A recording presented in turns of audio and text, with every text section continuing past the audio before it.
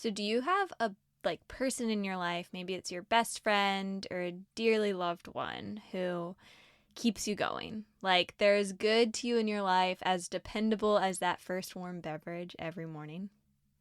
That's who this episode is with for me, my best friend, Emma. So in honor of friendship, in honor of those people who are lifting you up, cheering you on, have your back no matter what, we are doing a best friend mug giveaway. Both Emma and I deeply love ceramics and create works around that. So you're going to be able to get a Zane Ceramics original mug made by Emma Hern and a Holly Zazier original mug made by me. All you have to do is leave a review for this podcast and sign it with your Instagram handle so I know how to reach out to you. And if you're listening on Spotify or a platform that won't let you leave words in a review, give us a 5-star review, screenshot it, and send it to @HollyZazier on Instagram. Everybody's learning. Everybody's growing. Everybody's got to start somewhere. How the wise one grows.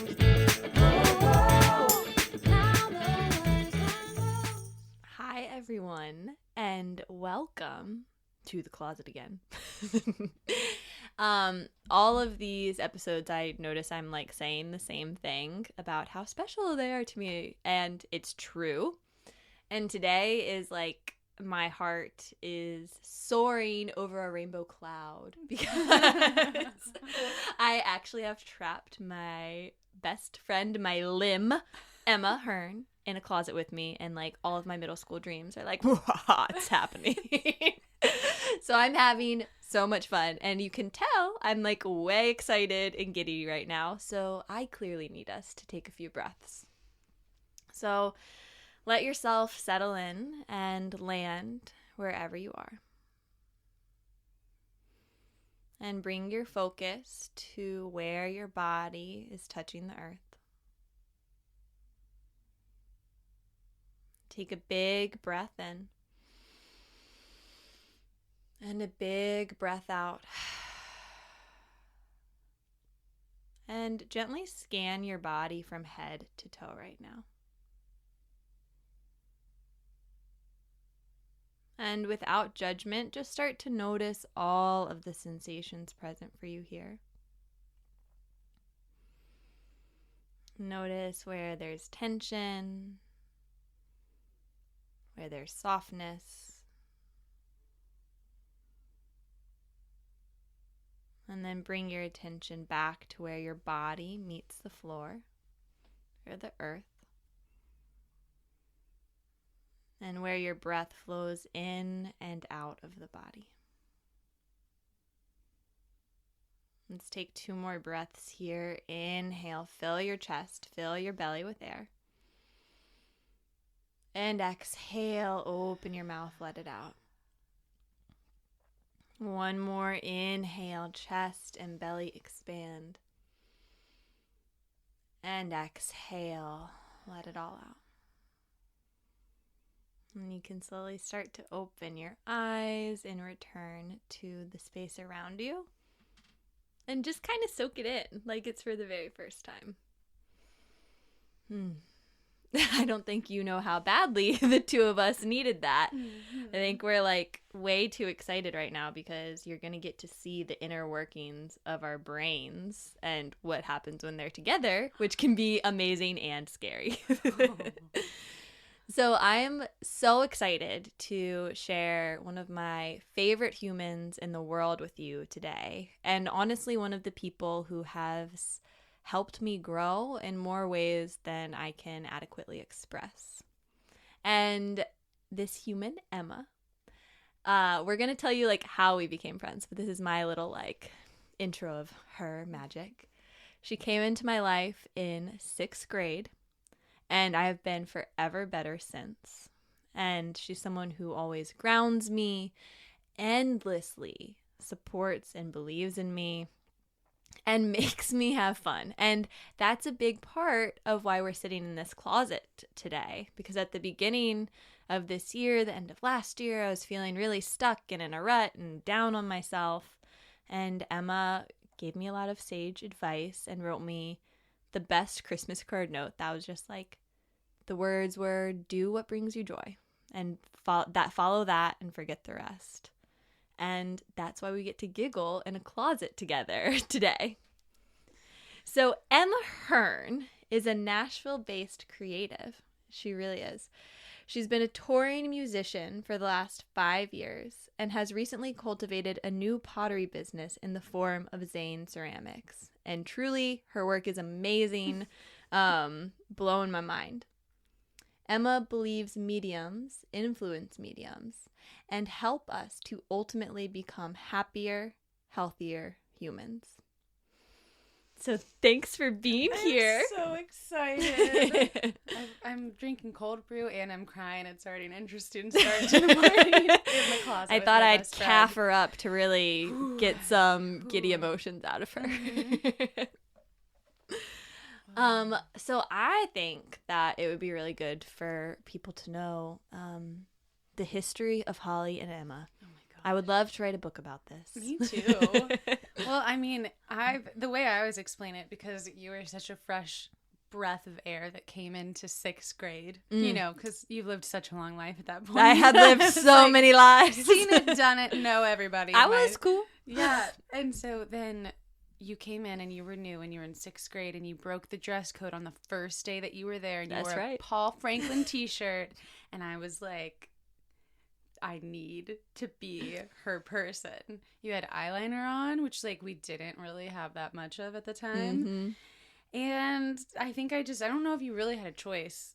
I don't think I did. Initially. But I was just like, I needed you on so many levels. And I feel like I don't even know how it happened after that, but it became like we were just inseparable in middle school. Mm-hmm. And then high school came in, and I feel like that's when we like realized the depth of friendship and like what it could be. Mm-hmm. I remember it really landing for me when Emma is an incredible musician. Her music, her freaking amazing voice is the intro to this podcast that her and Cameron Galpin did. And it's like the biggest gift ever. Mm. So it's really cool that she's speaking on this today. But when we were in high school, you were applying to Berklee College of Music and going into these like really scary auditions, like having to sing in like, my imagination is like a sterile room of people like looking at you, writing down stuff about pretty you. Much. That's exactly like any of the like High School Musical, Lizzie McGuire movies. Like the auditions are pretty much the same. You're like, that's whatever in fact you think correct. It is that, and maybe even worse. Yeah, and especially for being like a 17-year-old, you know. Yeah, it was pretty. I mean, I feel like I kind of thrive under pressure, but you do. but it was definitely an intense thing to go through. Yeah. On top of just a regular college application form, too. Mm-hmm. Mm-hmm. It was a lot. And I remember, like, how nervous you were going into that. Mm-hmm. And I think I had a book about... you might better know the book. It was, like, a book about a musician or a voice. It's called The Gift. The Gift. And I still have it. It's on my bookshelf. And I almost sent it to you. Oh, my gosh. We kind of started mailing it back to each other whenever we seemed like we were in like a time of need. Yeah. But then I just kept it for a while. Wait, I need this a little. But you sent it to me. You gave it to me, and it was the gift. And it's like you have this thing inside of you, and it's this thing that needs to get out. And the whole concept for that one was that it was musical, and that just like hit home. And I was like, this is just something I've always needed to express, like even since I was 5, like just scream singing in the shower. I would take like hour-long showers and just sing until my parents were like, okay, we can all hear you, that's good, yeah, sounds great. And that was just it was the most thoughtful, everything that you've ever given me, you just put so much thought into it to where I am and what I need, and that I still have it. I'm gonna keep it forever, and I'll send it back to you at some point. Well, the same goes there. And I remember, like, I think your parents said, your mom said something like so beautiful after that book in your first trip. I think your mom was like, you know, I knowing that you two are in each other's lives, Mm-hmm. like, I feel okay now. Like, Yeah. whatever happens, I know you have Yeah. each other to help guide you through. And that really landed with me of like, I think a lot of our friendship strength has come from our families in a lot of ways. Like, you're so part of my family, vice versa. And it like, I mean, you're not a friend to me. Like, you're my sister. You're like Same. the person that I'll always take care of and will always take care of me. And like, what a gift. I think I forget that people don't have that a lot. It's such a gift. And similarly to what you're saying, I remember my mom just kept saying over and over, even when I was like too young of an age to really have it sink in. She was like, your girlfriends, your friends, they get you through life. Mm-hmm. Like, that's the thing. Like, when everything else is kind of falling apart around you, they're the ones, if you have the right set of people, they're going to get you through your entire life. And I just now more than ever, I really think that that's true, because more and more I'm realizing if I can't get something that I need, you know, from a significant other or even a family member, I turn to you, and I turn to, you know, my other close friends, and they give me the support because they're the people that you've chosen to, you know, they're the people that like you see something in each other that kind of completes the full circle of the friendship. And so I mean, I just feel so honored that I've had such wonderful women, and I've had you in my life, because I just know that no matter what happens, I've got you guys, and that's all you really need. She's making me tear up. I mean, it's all, I can't go too deep into this because I'll just start crying. But I, you know, completely feel the same. And something that there are many things I admire about you. And something I've always admired is, I think, the way you have really intentionally created, like, female community and support along the way. Like, when I'm in Nashville right now, for those who don't know. Out of college, Emma was moving to Nashville and was like, I was living at home with my parents. It was like not what I needed to be doing then. And Emma was like, Emma and my friend Megan had an intervention with me that were like, you're just going to move Emma into Nashville and stay for like a little bit. And I was like, meanwhile, she was we were in a coffee shop. She went to the bathroom. We were like, you should just come move down. I mean, not move, just help me move in. Yeah. Help me move in. You don't have anything going on right now. We're fresh out of college. You were kind of trying to figure out if you wanted to apply to do something different in school. And you go to the bathroom, and Megan and I immediately lean over to each other, and we're like, okay, so we're going to have her move in. She's just going to come to Nashville, and she's going to stay there because, like, she can't live at home right now. No offense, Mr. and Mrs. Zager. But we were like, she can't go from fresh out of college, finding her independence, and then move straight back home. It's going to be awful for everybody. So, and then you just come out of the bathroom like, hey, yeah. So anyway, I think you should just, you know, pop down for a week, help me move in. And then you can just go home, you know, just get a ticket when you're ready. Yeah, it was like we were driving down with Emma's parents moving and stuff. I was like, yeah, I'll stay for a long weekend, help Emma move in. And then I get there, and somehow it's like, just stay for the month. Just stay for the month. You know, work on your applications. Yeah, work on your applications here. Don't just sleep in my bed. Don't have to pay rent. Yeah, just come hang out for a month. And I was like, well, okay, fine. And then my parents were already in on the whole scheme at this point. Apparently everyone was. Yeah. And like, except your dad. Oh yeah, Still very sorry. So sorry. But then I ended up staying for like almost a year, and it was such a powerful transformation in my life. And like, I needed it on so many levels, and it was so soul giving. And I think such an important part of that was the community that you've created here, and the women that you have created community with. And you know, I still turn to some of those people as like, yeah, these are some of the rocks in my life that I know I can turn to when my soul needs. And you know, up until this point, you've been primarily in the music industry and a huge, like, just profound female artist, and had to deal with a lot of things in that space. So I'd love for you to just kind of share a little bit of like the importance of female community and how you've navigated a lot of the male dominant industry and had to kind of, there's a lot. Absolutely. Yeah. And just like, you know, and I'm happy. I feel like so many women are taking back their power in the workspace, in all levels of pretty much any industry. But unfortunately, still, the higher you get to the top, it's still a boys' club. It's a societal thing. We're always working to change that, but it just is what it is.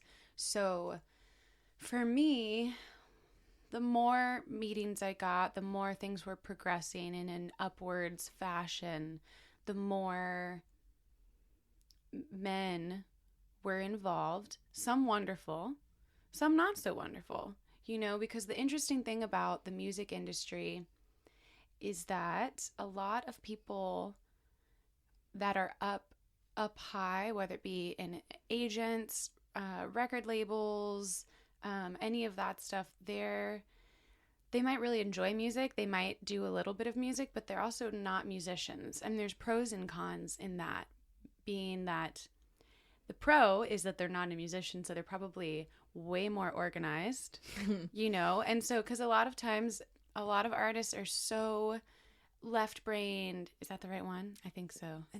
Maybe not. They're creatives. They're such creatives that they have a really hard time doing the paperwork, doing the schedules. And so, of course, you'd need somebody who just functions differently to be in charge of that. And that ends up being who's at the top of, you know, or not even at the top, but just that's the other side of the music industry. You have the creatives, and then you have the people who are helping the creatives function and bring the music that you love.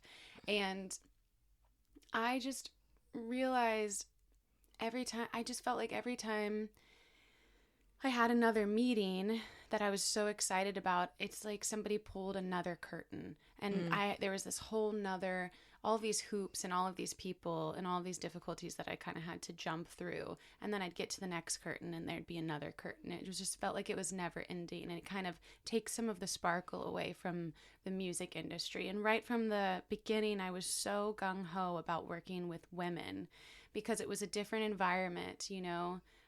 It's so much more supportive. You work together more. It's not, you know, an exchange of... You don't feel as much of an item when you're working with women. And not to say that all men function that way at all, but a lot of times I felt more of, you know, at the end of the day, it's a business, but it's a different kind of business because you're creating something for yourself and the masses that's supposed to be positive. You know, you're creating something that's really important to you. You're trying to reach people. So yes, at the end of the day, you have to make a career out of it, but I think it needs to be handled differently than any other type of exchange. Yeah. And I felt more supported in that way when I'm working with women. It didn't feel like I'm an item. We can sell her in this way. She'll fit great into this lineup. We're only gonna put her on this one line of, you know, trying to get her into these advertisements, things like that. Like the women were like continually thinking of ways to build you up and to create this business around you that felt authentic. And that was I just had such a difficult time. Of course, you know, that's not even to begin to dive into any type of meetings or conversations that I had with men in the music industry that also immediately turned, you know, flirty, trying to meet you to get a drink instead of meeting you in an office. Which is the most, like, soul-crushing thing. Yeah, and you know what? Those are the people... The ones in my experience, it's not only soul-crushing, it's not only disgusting, but it also, they've gone nowhere. Because we're at the point where, fuck that. Am I allowed to say that? Yeah. Okay. A number of people You know what I mean? And it's just like, no. And especially in Nashville. Nashville is such a small town. That comes, I mean, I would get text messages from women, of course, being like, do not work with this guy. He is bad news. only meeting, you know, at late at night, trying to get you to get a drink, because you're grinding. You're working so hard when you're trying to make it in the music industry that you're at a certain point, especially at the beginning, you're willing to take any meeting, because you never know who knows somebody or where it might go. And the older I've gotten, the more I'm not willing to do that, you know, because if it's the right meeting, if it's the right experience, it'll happen on your terms when you're comfortable with it too. And that kind of shady stuff, I'm sure it still happens in, you know, the privacy of other situations, as we've all seen in the world. But well, particularly when when you are an artist, or when you are your work, there's something so demeaning when like you put your life, your energy, your knowledge, your dedication into making this thing for yourself, and for someone to then just look at you as an object is like, it's like making you less than a human. And it's just so infuriating, and makes you feel small at first until you realize how strong you are. Makes you feel like you're less than. Yes. You know, and that's anytime you're objectified in that way. And there's one, I remember it. I think I'll always remember it. And that was this one time I was in college doing a showcase, and I had somebody from A&R, which is like, if it's basically scouting in the music industry for labels. And I had this one person from A&R, and I did a great show, and it was a showcase. And he came up to me afterwards, and he said, "You looked great. You sounded good." And he like wanted to continue the conversation. And the fact that you said you looked great and then talked about my business and my talent and my passion, game over. Yeah. And that was one of the, like, I remember that so like it was yesterday, and that changed the game for me, because I was like, I'm working with women. Done. Rightfully so. And like, what a moment to feel so proud of college Emma. Yeah. For the ability to like feel and see how wrong that was, and let it empower you and help you foster such strong female community, and work with such strong female business owners. And that, not that like, you know, there are men who are good to work for and with, but to have the choice. And like, are you a person who sees me as a whole person, who's going to honor the human soul that I am as we navigate this together? Versus because I know with the women that I work with, they see me first as a human and a creative, you know, and they're not first seeing me on some type of like physical level, you know, and that's why I love working with them, because I don't have to think, do they believe in what I'm doing right now, or do they just want to sleep with me or something like that, you know, like that's just not gonna that doesn't even have to enter my mind. And also you get to foster these amazing, supportive, wonderful working relationships, which is like icing on the cake if you get to work with these other amazing, empowering women, because also there's less of us. So I think we can all agree, when you're working with other women in the industry, you rise up together. So you work together. You're not climbing over each other, you know? And I think that's kind of that other, like, man eat man world that I no longer am interested in being a part of. And we just have to continue to do that and rise up together, work together. If you move up, you bring somebody with you until we're all the way at the top, and we don't have to deal with that bullshit anymore. Yeah. I just want to like snap for you right now. I am so glad and grateful that you're sharing this right now, because I've seen you navigate so much in this, and you are so strong, and so many women face this. And having reminders of how worthy we are, and how strong we are, and what we do not need to put up with is so necessary. And you remind me of that again and again in my life, and as I make choices professionally and personally. Yeah. And it's just, I don't know, I think I had a feeling in my gut from the very beginning that I wanted to work with women. And whenever I've gone astray from that, it's never been the right fit. Mm. And I think that that's something that I really need to continue to remember as far as when it comes to like a core team in whatever I'm doing. Yeah. It's just what I need based on my past experiences. And you always, no matter what you're doing, no matter what interactions you have, jobs, if you're starting a business, just listen to your gut, because at the end of the day, that is going to be your guiding light, you know. Needing that reminder. Yeah. The gut knows. It does. In so many ways. And seriously, every time I've ever been like, but this is such a good opportunity, this is going to help me get to the next level, it wasn't the right fit. Even if it helped a little bit, something else was lost. You know?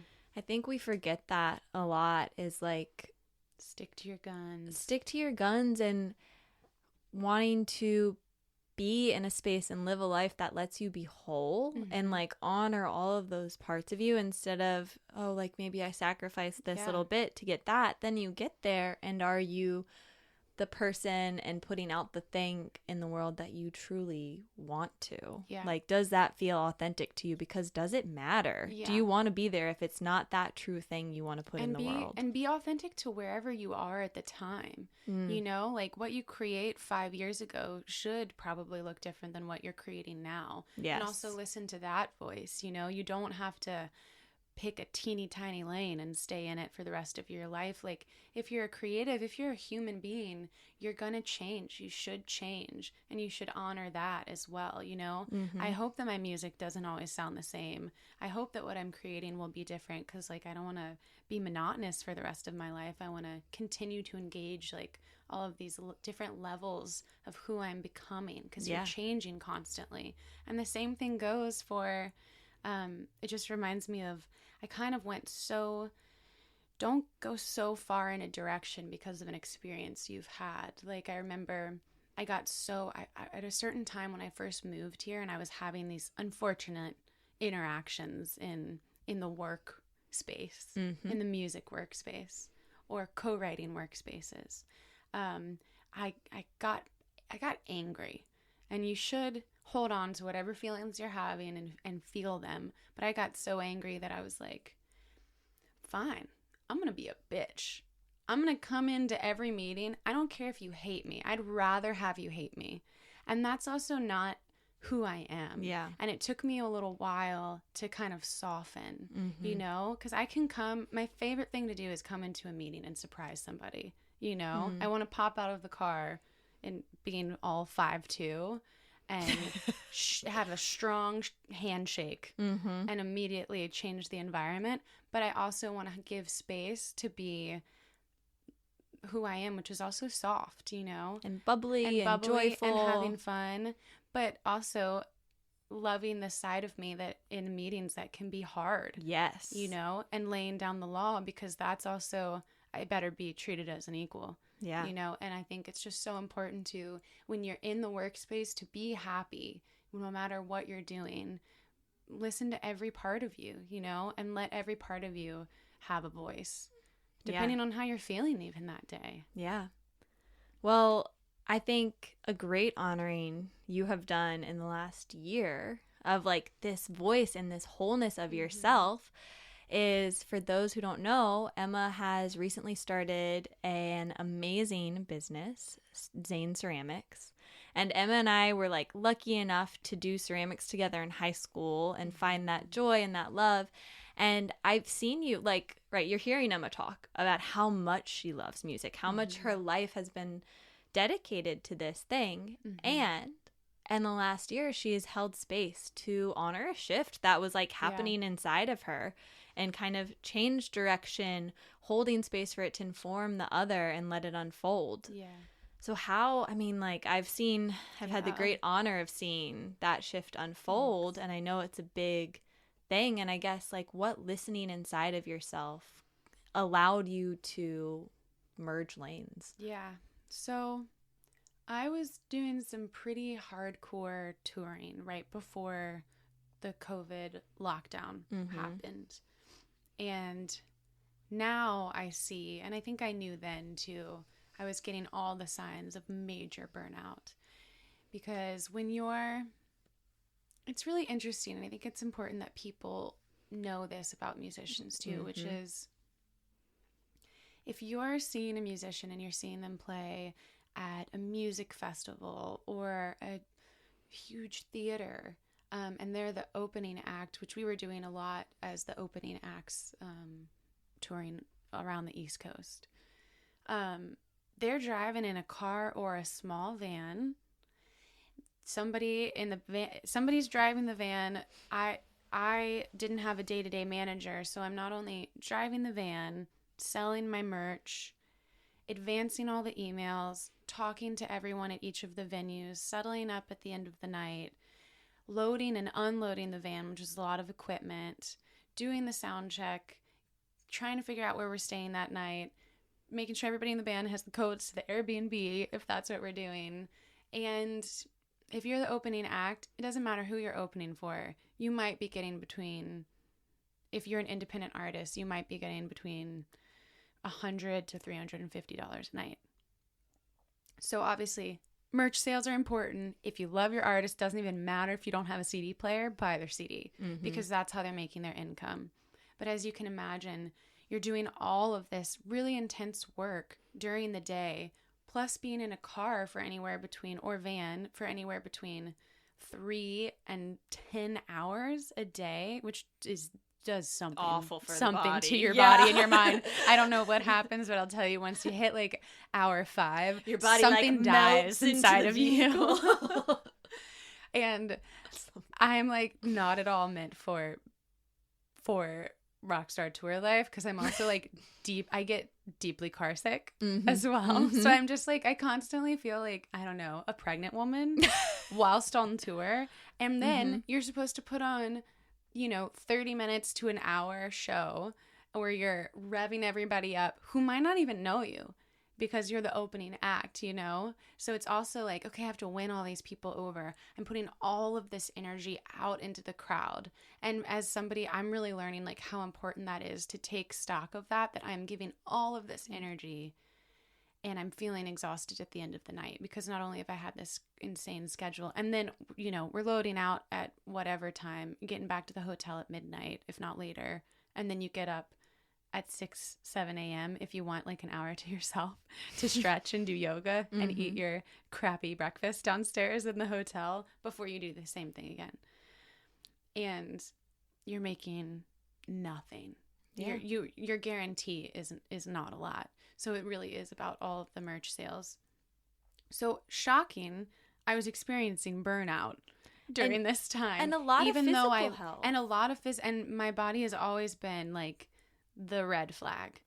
Even if I'm like, I got this, we're doing it. Because I love performing, and I love waking up in a different city, but I also don't love being in a car or a van for 7 hours doing a ridiculous amount of work and not sleeping. Yeah. Because nobody does.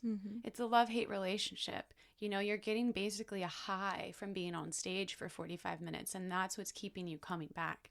It's no different than a drug, really. Yeah. Like you're getting that adrenaline. Instant gratification. It's tons of adrenaline that's rushing through you. It doesn't matter if you had the flu. You can probably go on stage because of the adrenaline rush that you get, and not feel it until you get off in a much worse situation. But I was experiencing burnout. I was mentally not doing well. I found myself, I am not a crier. I was crying a lot, and I didn't even know why. And for me, I was like, oh my God. Tears, what's happening out of my eyes? I was losing weight. I was having migraines. I was constantly nauseous. I was having a difficult time eating, which you need to do. You have to feel your body if that's your type of regiment, because that's what it feels like, a regiment. And then I would come back, maybe have like a week off, and then I was working as an event coordinator, and it was not sustainable. It was absolutely not sustainable. And that's the life of an independent artist. If you don't have that funding from a record label, which is a whole nother podcast day, then you're doing that on your own, and you're hoping to break even for certain exposures. And I COVID came, and of course that was terrifying because nobody knew what was going on. And I was so relieved. I was so, so grateful that everything got canceled that I had to do, because I was on a breaking point and I was scared to say that. I was afraid to say that because this is the culmination of me working for over a decade for my music career. You know, it's all I've ever thought about. I've never thought about what my life looks like when I'm getting married. I've never thought about what my house will look like, if I want kids. I have thought about what kind of dog I want. Important. Yes, but it's all I've ever thought. All I've ever thought was a bigger stage. I want to get on a bigger stage. I want to be higher up on the list on that music festival lineup. That has been my entire entity. I didn't know who I was if I didn't immediately tell you that I'm a musician. You know, and that's something that I think is another problem with the United States in general, which is we can't we can't separate ourselves from what we do. We say, for work. I am fill in the blank profession versus, hi, I'm Holly. I like to feel my toes in the grass, and I also like to do these things. Yeah. And I was so relieved when COVID was happening and I got to just not do anything.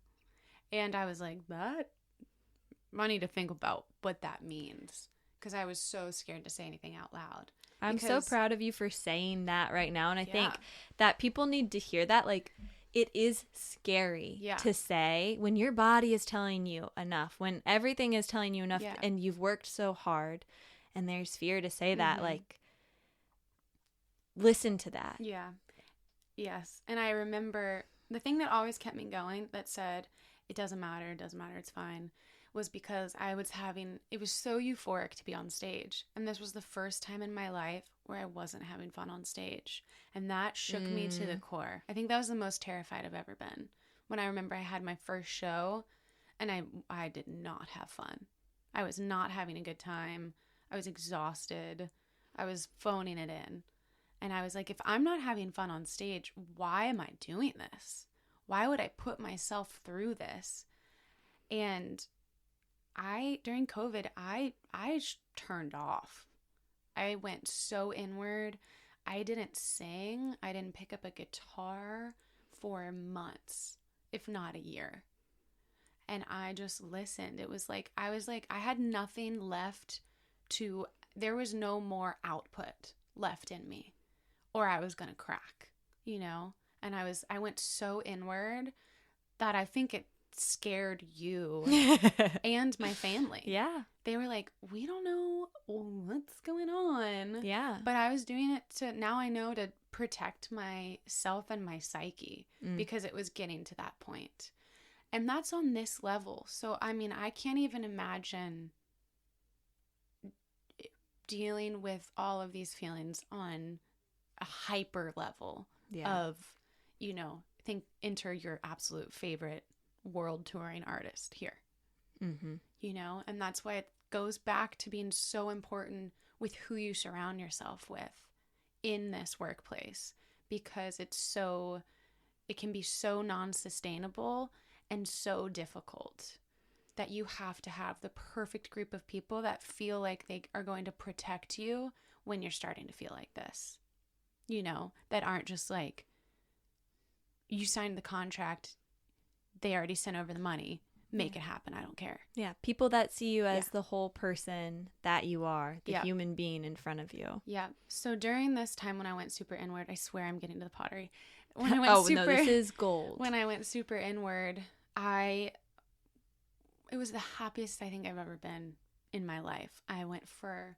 Granted, I was on unemployment, thanks Tennessee, because music shut down. There wasn't anything to do. Yeah. I mean, I did a couple live streams, things like that, but it was completely shut down. There was no income coming in at all from that. And so I went on walks multiple times a day and I listened to the birds and I sat in the grass and I felt the sand, you know, underneath my feet. And I just stopped and I let there be no output, I think, for the first time in a decade, if not longer. and I just took everything in. It was like the most ultimate recharge I've ever had in my entire life, where I listened to music. I read more books than I've ever done. And I was like, and that's when it hit me. Actually, my dear friend, Bree Kennedy, who's also an amazing musician, catch her out on tour right now. She kept telling me about this book, and it's called The Artist's Way. And it's somewhere in between like a college course, a self-help book, and like a coloring in the lines book. And she was like, just try it. I've been doing this. Just try it. It helped me write my entire album. I was like, okay. And as soon as I started reading it, I started to set an intention for it. And it's like a course. So you kind of do a different thing each week. And it's about creativity. And it's about how to unblock it and how to feed it in a positive manner. Because I was like, am I ever going to be able to do this again? Am I ever going to be able to return to anything creative? I was feeling that drained.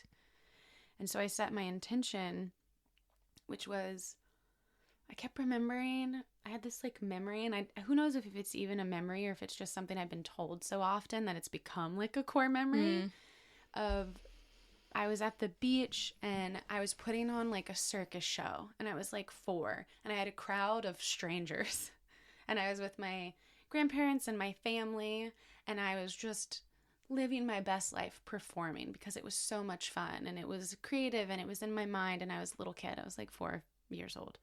And a stranger came up to my grandfather and said, you better take note of this. She's going to do this as an adult. And I was like, I'm going to cry. I was like, I need to get back to whatever is feeding like 4-year-old Emma, whatever's going to make her happy. And so that was what I did. I set this intention. I'm not going to think about the product. I'm not going to think about how it's going to sell, how people are going to react to the songs before they're even finished writing. I'm only going to do creative things that 5-year-old me would enjoy and say yes to. And that's the only person that I'm accountable to. And that's what I did. And I used some of my stimulus money to buy a pottery wheel. And I was like, I'm going to even step away from music for a minute. And I'm just going to do any type of creativity that feels good, whether that's finger painting, whether that's listening to music, whether that's listening to a book, going outside and experiencing nature. And I'm going to get my hands dirty, and I'm going to start doing pottery again, because that's something that's always grounded me since we were little in high school. And that was how this whole thing got started, because I was down there constantly, because what else are you going to do during COVID too? And I was just creating, and it felt good, and I felt myself coming back again, and it was so therapeutic. And then I'd have friends who are also musicians who also secretly told me quietly on their back porch during COVID, are you as relieved as I am? Are you going to go back? It was like all of these little whisperings were like, are we allowed to say this? This is like who we are. This is our identity. This is also what we do for work, And they said, can I come over? Can you give me a lesson? I'll just give you like some money for expenses, and can you help me? And then my friends started to come over, and I started to give lessons. I mean, quote unquote, give lessons. I was figuring it out. It was just like, this is a safe space. If you're a creative, if you're a musician who needs a break from whatever it is that they have been putting their heart and soul and all of the not fun aspects of a business. And it just snowballed, and I started just getting messages online, and it's turned into an entire business. But it's a business that's also feeding me in a different way than music did too. Because I still get that quiet time basically in my basement, where I can make a cup of tea and a cup of coffee and walk downstairs in my pajamas and just create and see something literally take shape in front of my eyes. And I think that that's why it's been so successful in the first year, is because it's palpable. And I hope it is, that this was like this is so therapeutic for me, and I hope that it's that therapeutic for you. Whether it's you're buying a mug and you're having a moment of silence in your busy day, and you get to have it be a beautiful moment. You know, you're holding a piece of art that somebody created with their hands. Or if you're coming to a lesson and because you need it to escape from what's happening in your life right now. And I think that that's why it's been a lot of work, so much work, but also such a wonderful experience. And it's allowed me to realize that I will return to music, but I'm going to do it on my own terms. And I'm going to do it in a healthier way. And I'm still figuring out what that looks like. And I wouldn't be able to do any of this without calling Holly constantly and being like, so I remember this one trick with glazing, this is happening, and can you refresh my memory? And I literally, and you inspire me to just do it, you know, like if you want to start a business, just start a business, and it can look whatever way you want it to look like at that time. And if you have multiple businesses, you know, for you, yoga and pottery and wellness, and for me, music and pottery, let that ebb and flow. If you need a break from one, lean into the other. And how wonderful it is that to have those options instead of going into the same place every day, Exactly. 9 to 5, and there's no escape, and learning to ebb and flow with wherever you are at the time. Yeah. There is like, I was tearing up during that because I don't think we've truly gotten to like be as raw about this. Yeah. In the last year. Thanks to my therapist that I went to, but also I'm looking for a new one. So if you have any recommendations, let me know. But she was like, you need to honor the fact that you're mourning the loss of something while celebrating the birth of something. And those are really conflicting feelings that you're having at the same time. Because this business that you probably didn't expect to be doing what it's doing is something you're celebrating and you're loving it, and you're also mourning the fact that you're not on stage right now. You've been like, and it doesn't make you less of a human. Yes. There's like so much to acknowledge here.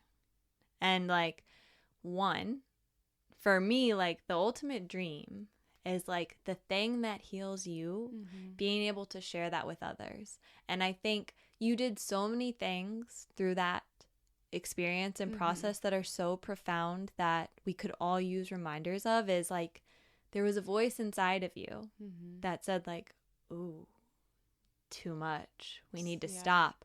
And when these external forces happened that created space for that, there were external forces that created space, but you stepped in and created that space for yourself, and you held it. Instead of deciding like, oh, things are somewhat opening, let's go again. You made a conscious choice to hold that pause, to hold that space, and to listen and like nourish yourself on so many levels, and allowing that to unfold. And now you have, it is palpable that you've created a healing space, and you're, you know, there, I see the hard work you're putting in constantly, and you're allowing to find a better balance in which it can nourish you. Yeah. And I think that is such a key element. And the thing you say about mourning, I remember I've been saying that in my head, and I forgot you told me that. And like, I feel, and I think a lot of us feel similarly, but like, as I'm kind of on this twist, I feel things shifting up. I don't know what's happening, but I'm sitting in a closet and I'm here for it. Me too. But there is a mourning. Like, there will be times where you feel so excited and full of bliss about this thing that's happening, and sometimes where you don't. Sometimes where you feel really confused and scared and like, what am I doing? Yeah. And there's like a deep sadness of something that was so a part of you, that filled you up and nourished you and provided a life for you, that you're like holding space for it to unfold as it needs to. And it's like a gradual goodbye, or not a goodbye, because we are also talking about this. Like, for me, I have found the worst advice I was ever given, and I have been given it a lot, is pick one thing and become like the expert at that thing. Yeah. And I'm not one thing. Yeah. I can never be one thing. I will never be that. And that always got in my head of like, oh, I need to be all yoga. I need to be all ceramics. One thing is boring. It is boring. For you and everyone else. You know, like if you allow other things to come in, it's going to make that one thing that we're talking about different and better and speak as more a part of you. And I even saw that. I was so lucky enough that Holly did a workshop here in town. And just the way that you went about, we did a yoga workshop outside, and then we also introduced clay at the end. So it was kind of like a clay play and yoga workshop. And even the way that you incorporated your wellness and your mindfulness and the yoga and being a potter made that workshop so different from anything else that I've ever been a part of, because you're a multifaceted human with multifaceted dreams and multifaceted businesses. You know what I mean? And that's what makes it special. That what makes it fresh, you know, and different. And the more that we allow for that to shine through, it's just the better it's going to get. Yeah. You know? And I'm so proud of you for doing that. And I mean, I'm just so grateful because you have, through all of this, you have given me endless support and endless advice, because you're my do-it-all businesswoman, and I feel so lucky that I get to learn from you. Well, same right here. I mean, as I've like had the like doing that workshop with Emma was like, I don't have words for it, but it was so cool to come back to this space that I lived like 6 years ago. Yeah. And get to see how much we have both grown and create and work together. And I feel like we're in this new phase of our like ever evolving relationship where now it's like we can not only like nourish and support each other as friends, but also on this like work level, which is like such a gift. And amazing. I think I have really the last few years lacked community in the way that I see you like really upholding here. And it's that reminder, that voice in my head right now, like, it's not just you. It can't just be you. And so very grateful for that. And I think something that both of us, maybe this is like not a looking, this is a looking like, let's give each other advice right now moment of, I know that I have a tendency to define my identity and my worth by my work. And like if my, like, you know, those I am statements, I am a yoga instructor, I am a writer, I am a potter, I am this, I am that, shifting away from that and shifting away from like, okay, this part of my business is unfolding. And what if my life is more than about the work that I do? Yeah. What does a whole, like, how do I define Holly outside of the outputs of work? Because those are so integral to me, and I don't think that will ever change. Right. And that doesn't need to, but how can we like better hold space for ourselves and owning our identity as we pursue what we love in a professional way? Yeah. And for everyone. Because how less then do people feel if they're not in love with their work? And that's the second question we ask them. You know? Yeah. And they're like, oh, well, I do this, or I'm trying to figure it out, you know? Because you're so much more than your job. And the thing is, like you said, your friends on the back porch whispering to you, like, are you as relieved as I am?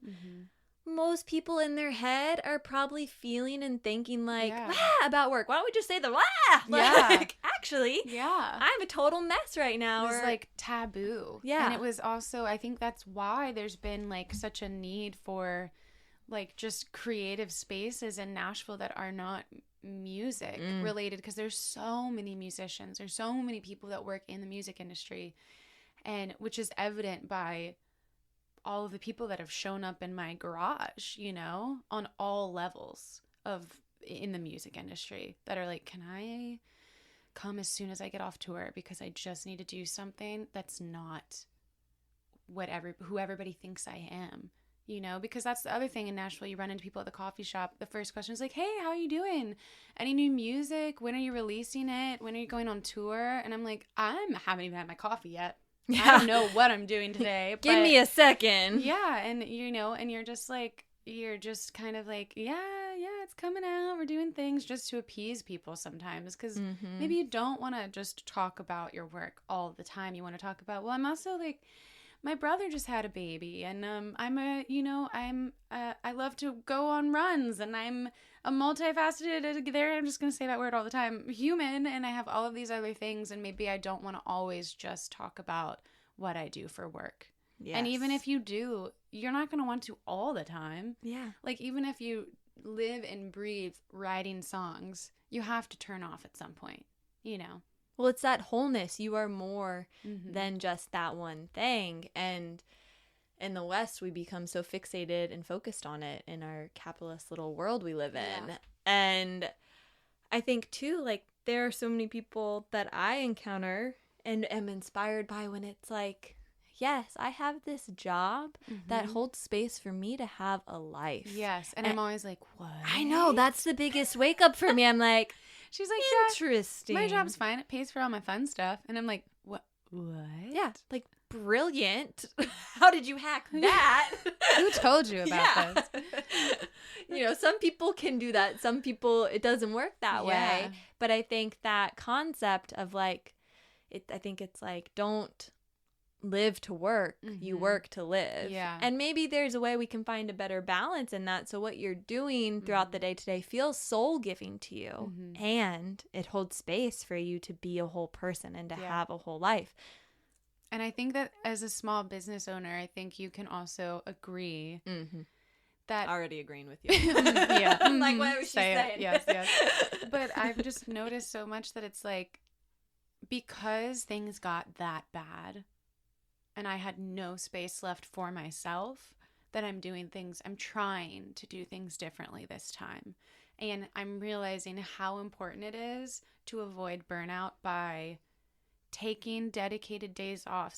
I was reading like something in an article, and it was like, if you're a small business owner, schedule 2 to 3 days off. You might get 1 a week. I would hardcore advocate for 2 days in a row. Yes, because you need 2 days in a row to actually chill out, start to relax, stop thinking about the 7,000 things that you're going to do on the day you get back, you know? Because you think, oh, I'm going to go into business for myself and I'll be in charge of my own hours. You have no time. Well, you have no hours unless you make those hours. There's never the turning off. Yes. So this is like Holly and the hold each other accountable moment. Yeah. Like, as we are both entering these new waves, these windy chapters, how can we hold space to do it better and different so that we're like taking care of our mental and physical health? Yeah. So I think that one of like, I'm going to hardcore push 2 days in a row, off in a row, every week, non-negotiable. I'm looking at you. my eyes She's nodding, but I'm big. Giving her the death stare. Like, I mean it. And then I think, like, for me, like, I think maybe one of the biggest struggles is not letting it, I think finding the joy, like following the joy. I was just about to be like, let's go back to that. Yeah. Tell me about the game-changing moment for you and how because you seem like you've reawoken from when we were talking, and you just seemed confused. You weren't having fun. You weren't excited about anything on the horizon. And now you're focused on joy, and how has that helped you day to day and your business? Yeah. I think for me, maybe it comes to that like identity element. I had so much pressure, and my mind is a messed up place. I've got some strong Saturn in me, and that makes it very critical inside my head. And I think I let that get really loud, and I put so much pressure on, like, you've created this thing, or you need to make X, Y, Z, you need to like do this and that. And I think I think seeing you be so joyful made me be like, okay, let's be joyful. Tara gave me a practice of like write a letter to yourself as your best friend.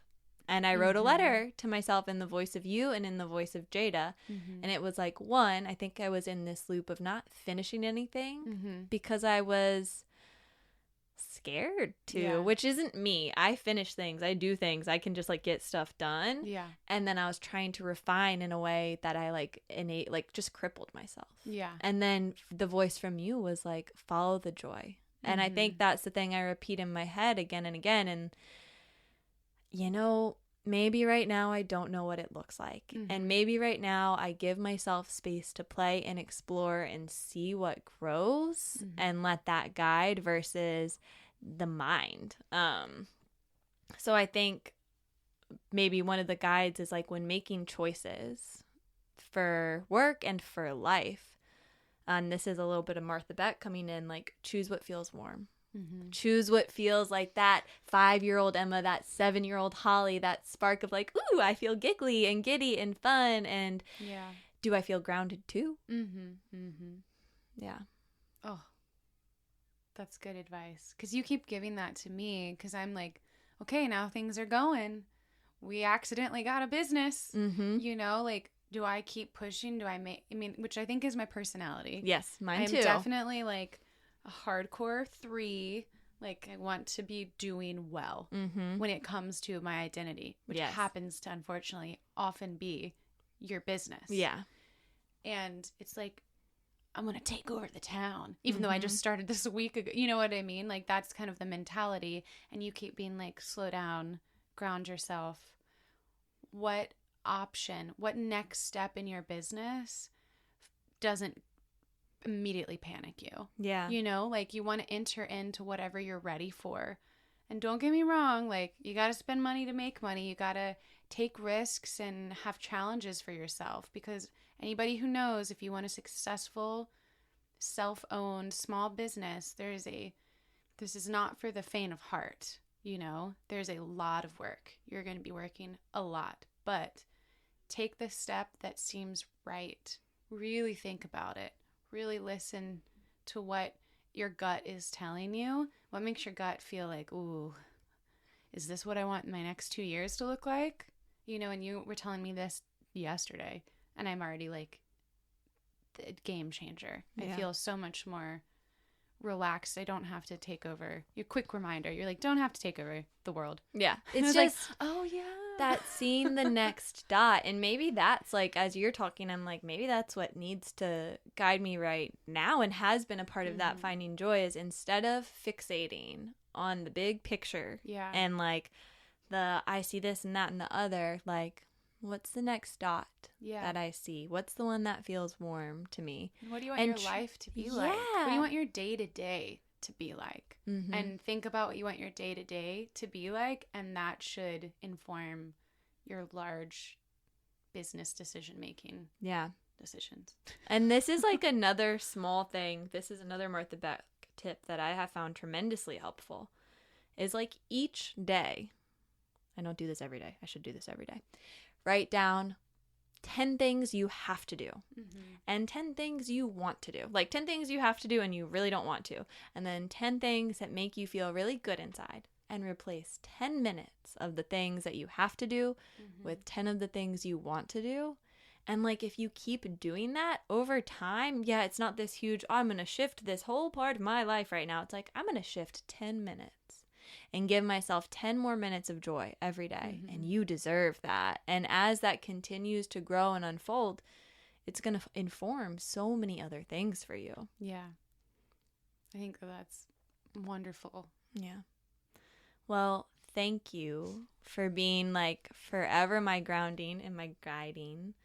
And I'm excited to continue to move through this with you and know that I got you. And I know that you got me too. And I got you. And I love you so much. And it's just knowing that you're in the universe just brings me peace and makes me know we can get through anything. And I'm so lucky to have you as a best friend / limb. You're a part of me. I love you so much. I love you too. No more tears. Everybody's learning. Everybody's growing. Everybody's got to start.